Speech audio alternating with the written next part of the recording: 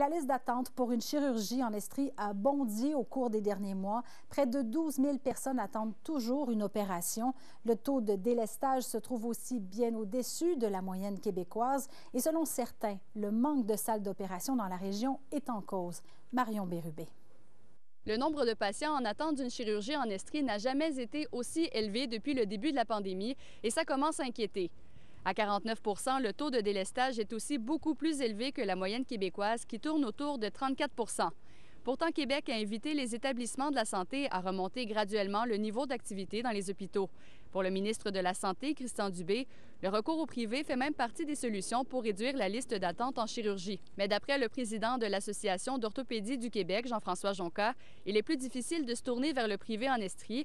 D'abord parce qu'il y a peu de ressources au privé, mais aussi parce que ces cliniques ne font que des opérations mineures. Selon lui, le vrai problème réside plutôt dans le manque de salles d'opération.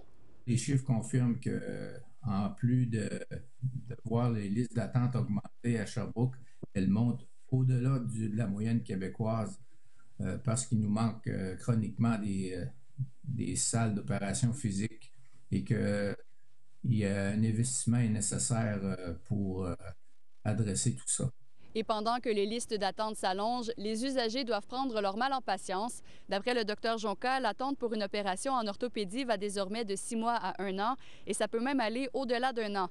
Et c'est une situation qui inquiète aussi la présidente du comité des usagers du CHU, Josée Martineau-Rourque, craint que l'état de santé des usagers se détériore en attendant une chirurgie, et ce, même pour des opérations mineures. C'est les cas qui sont un peu moins urgents et des cas souvent où les gens souffrent beaucoup. Par exemple,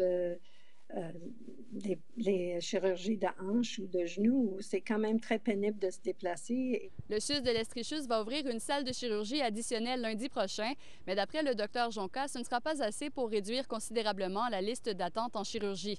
Le CHUS va d'ailleurs faire le point sur la question en début de semaine prochaine. Ici Marion Bérubé, Radio-Canada, Sherbrooke.